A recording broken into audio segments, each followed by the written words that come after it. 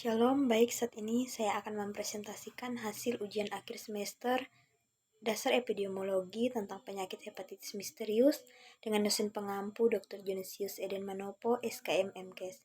Perkenalkan, nama saya Kritisaren Pangumpia dengan NIM 227041006, kelas C, Program Studi Ilmu Kesehatan Masyarakat, Fakultas Ilmu Keluargaan dan Kesehatan Masyarakat, Universitas Negeri Manado.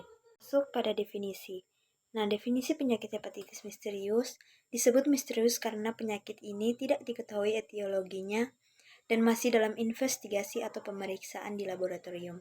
Nah, hepatitis misterius ini pertama kali muncul di Eropa dan menjadi outbreak pada tanggal 23 April 2022.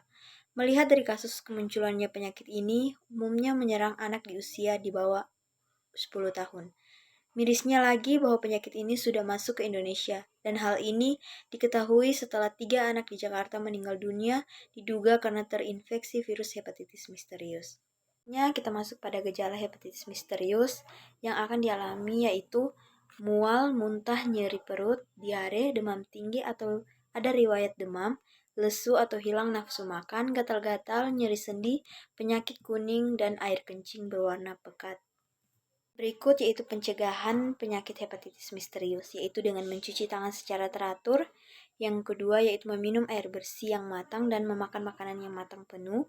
Yang ketiga membuang tinja dan atau popok sekali pakai ke tempatnya.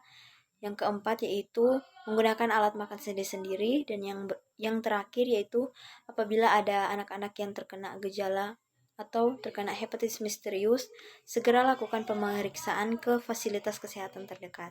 Epidemiologi penyakit hepatitis misterius. Secara epidemiologis, penyakit hepatitis misterius merupakan sebuah fenomena gunung es, di mana penderita yang tercatat di fasilitas kesehatan lebih sedikit daripada penderita sesungguhnya.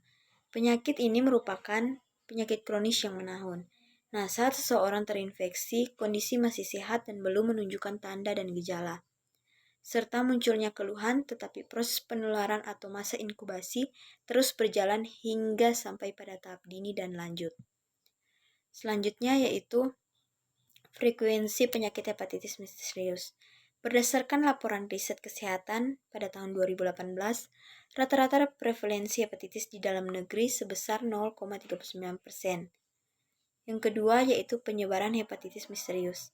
Di Indonesia, kasus pertama hepatitis misterius terjadi pada tanggal 27 April. Namun secara global, penyakit ini pertama kali muncul atau ditemukan sejak 5 April. Meskipun sejumlah ahli meyakini kasus ini sudah ada jauh sebelum itu, seseorang bisa tertular penyakit ini saat kontak langsung dengan orang yang terinfeksi atau menghirup percikan air liur ketika orang tersebut batuk atau bersin. Dan yang terakhir yaitu faktor-faktor yang mempengaruhi terjadinya penyakit hepatitis misterius, yaitu yang pertama, kurangnya kebersihan. Yang kedua, untuk anak yang berusia di bawah 6 tahun, sistem tubuhnya belum terbentuk sempurna. Yang ketiga, kondisi gizi yang buruk. Dan yang terakhir yaitu mengidap HIV. Penata laksanaan penyakit hepatitis misterius. Yang pertama yaitu perawatan umum, yaitu rawat ruang isolasi untuk mencegah penularan ke orang lain. Monitoring perjalanan klinis dan laboratorium, serta pengenalan gejala dan tanda hepatitis fulminan. Yang kedua yaitu PT atau INR, dipantau secara berkala. Yang ketiga yaitu kategori pasien hepatitis fulminan. Pasien mengalami hepatitis fulminan bila didapatkan tanda koagulopati. Yang keempat yaitu kortikosteroid, hanya diberikan pada kecurigaan hepatitis autoimun. Yang kelima yaitu sindrom peradangan multisistem pada anak-anak atau MISC. Jika dicurigai terkait MISC atau pasien anak-anak tersebut memiliki sindrom peradangan multisistem, maka tata laksana mengikuti paduan sebelumnya. Baik, sekian dari presentasi saya. Jika ada salah kata atau pengucapan, saya mohon maaf. Terima kasih, Tuhan Yesus memberkati.